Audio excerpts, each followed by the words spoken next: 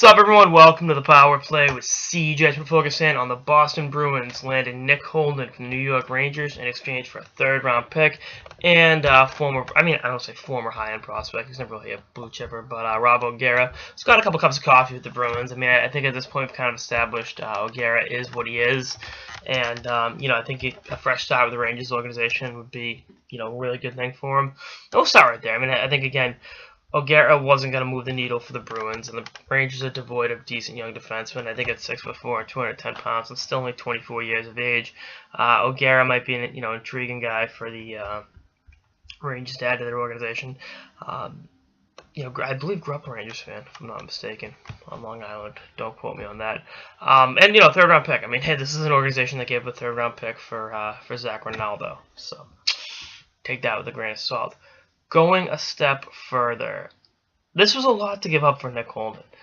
I don't really love this move from the Bruins perspective. I think the Rangers made out really well. I think it does two things. One, it established their market value going into this deadline. They're going into the deadline as sellers for the first time in 15 years, whatever it's been. And if they won't accept less than a third for Nick Holden, they're going to hold the line on the price for Rick Nash, Ryan McDonough, Michael Grabner, etc., etc.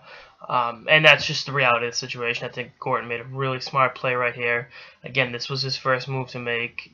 Third round pick doesn't move the needle, maybe not. But Holden's a guy he gave up a fourth round pick for less than 2 years ago, and you got potentially a bottom pairing defenseman and a third round pick for him. So definitely good asset management by the New York Rangers. And again, a couple years ago, Nick Holden was one of the worst players in the NHL with Colorado, and the Rangers made the deal for him and had a good year last year, 34 points, 9 points this year. And I've seen this go, for the Bruins side of it, tweeted a couple places. If this means we don't have to see Tommy Cross in the playoffs like we did last year because their depth on defense was just completely fucking shot, then that's a good thing. Again, if he's your seventh defenseman, because I don't think the postman, Paul Postma, is coming to that door anytime soon. I don't think he's played in 2 months. That's what they judge him to be an upgrade. Fine. But I do like the Bruins' depth in defense. I liked it before Holden. I like it after Holden, more so. But between now and Monday, Sweeney's got to make another move. I was of the mindset of don't blow your load this year, but I've kind of evolved in my opinion in that there's no guarantee you'll be in this position next year. There's no guarantee the NHL will be as wide open as it is right now this time next year. There's no clear-cut number one favorite to win the Cup. Obviously the Bruins got a great chance. Tampa, Pittsburgh, Nashville.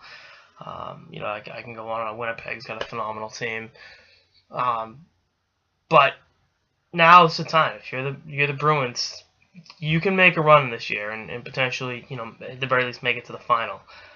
And you got to take advantage of that. Does this close the door on Ryan McDonough? Probably. I think they would have gotten the deal done with the Rangers. If they're going to get a Rangers defenseman, McDonough would have happened. So in the next few days, keep an eye on Toronto and Tampa Bay as suitors for Ryan McDonough's services.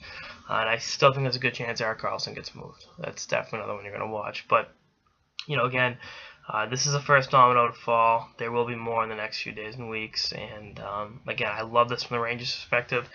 Not in love with it from the Bruins' perspective, but I understand why the deal got made.